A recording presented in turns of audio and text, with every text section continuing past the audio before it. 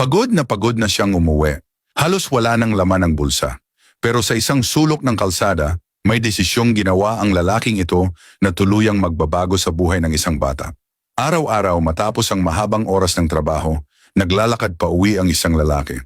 Pagod ang katawan, halos walang natira sa kanyang kinikita.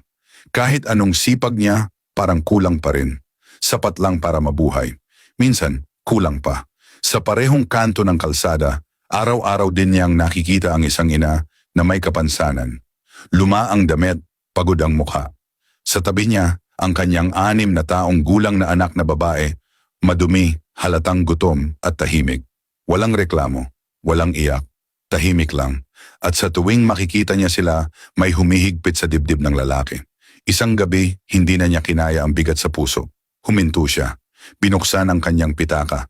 Halos lahat ng kinita niya sa araw na yon, hinugot niya.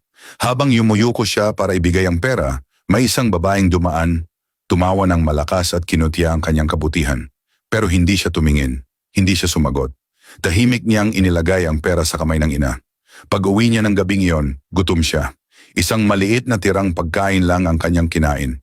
Pero sa kabila ng gutom, may kakaibang kapayapaan sa kanyang puso. Kinabukasan, muli siyang dumaan sa parehong kanto. Ngunit may kakaiba. Mag-isa na lang ang ina. Biglang bumigat ang kanyang dibdib. Pero nang lumingon siya, nakita niya ang bata. Ang munting babae nakasuot ng lumang maruming uniforme sa paaralan, may bit-bit na kupas na school bag. Ngumiti ito sa kanya, mahiyain pero puno ng pasasalamat. May pag-asa sa mga mata. Biglang uminit ang dibdib ng lalaki, namasa ang kanyang mga mata. Doon niya naintindihan, kahit maliit ang sakripisyo niya, may nabago siyang isang buhay, isang pangarap, isang kinabukasan. At huwag tayong mga pagod sa paggawa ng mabuti, sapagkat sa takdang panahon, tayo'y magsisipag-ani kung tayo'y hindi manghihina. Galatians chapter 6 verse 9. Baka ikaw ngayon, pagod, gipit. Pakiramdam mo, wala ka nang maibibigay. Pero tandaan mo, ang hawak mo ngayon, maaring sagot na sa panalangin ng iba. Minsan, hindi pera ang binabago ng Diyos, kundi puso. At kapag ginamit niya ang puso mo, may buhay na mababago. Hindi lahat sa atin maraming pera.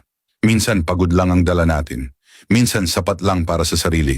Pero may mga araw na kahit tayo ang kapos, may tinatawag ang Diyos sa puso natin. Akala natin maliit lang ang kaya nating ibigay. Konting tulong, konting sakripisyo, konting kabutihan. Pero sa taong nawawalan na ng pag-asa, iyon na pala ang sagot sa panalangin niya. Hindi hinihintay ng Diyos na maging mayaman tayo para gumawa ng mabuti. Hinahanap niya lang ang pusong handang magmahal, kahit masakit, kahit mahirap, kahit tahimik lang. Kung na-inspire ka sa kwentong ito, huwag kalimutang i-like ang video, i-share sa mga kaibigan, at mag-iwan ng comment sa baba. Maraming salamat sa panonood, naway nagsilbing inspirasyon ang kwento ngayon. Hanggang sa muli, to God be the glory.